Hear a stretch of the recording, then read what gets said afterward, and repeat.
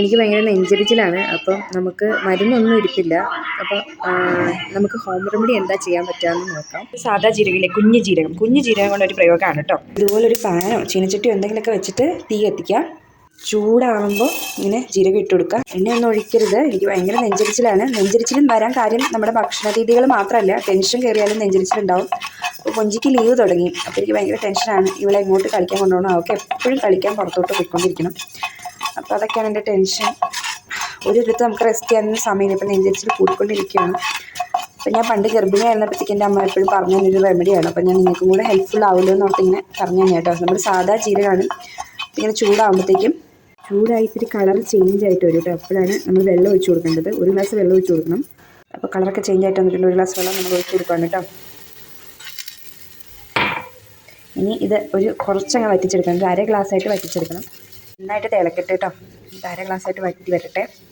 ഇതിനെ ജീരകം വറുത്ത് വെള്ളം കുടിക്കുക എന്ന് പറയുന്നുണ്ട്. ഇപ്പോൾ തന്നെ ഇതിൻ്റെ കളറ് മഞ്ഞ പോലത്തെ ഒരു കളറായി വന്നിട്ടുണ്ട് കേട്ടോ.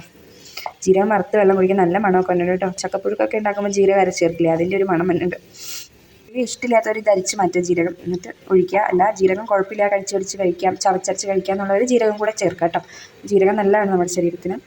ഗർഭിണി ആയിരിക്കുന്നവർ കഴിക്കാമോ? സുഖപ്രസവം ആയിരിക്കില്ല. ആവശ്യത്തിനുള്ള നമ്മുടെ വാദങ്ങൾ എന്ന് പറഞ്ഞാൽ നമുക്ക് പുഷ് ചെയ്യാൻ വേണ്ടിയിട്ടൊരു വായു വേണം, ശക്തി വേണം, വാദം എന്ന് അതിന് പറയണേ, അത് വേണം. അത് പോവില്ലേ എന്നൊക്കെ ചോദിക്കും ചിലർ. പക്ഷേ ഞാൻ നോർമൽ ഡെലിവറി ആയിരുന്നു. ഞാനിതെപ്പോഴും കുടിക്കുമായിരുന്നു. ഒരു 5 മാസം വരെ എപ്പോഴും കുടിക്കുമായിരുന്നു. കാരണം എനിക്ക് വേറെ മരുന്നൊന്നും കഴിക്കാൻ പാടില്ലായിരുന്നു.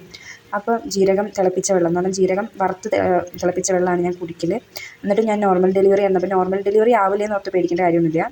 എന്തായാലും നമ്മൾ ഒഴിച്ചു കൊടുക്കുകയാണ് കേട്ടോ.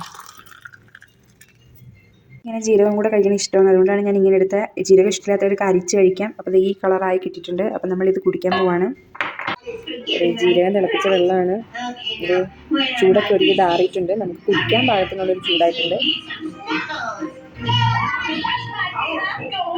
മണം കേൾക്കുമ്പോൾ തന്നെ നമ്മുടെ കുറച്ച് അസിഡിറ്റിയും ഗ്യാസ് ട്രബിളൊക്കെ മാറുന്നുണ്ട്.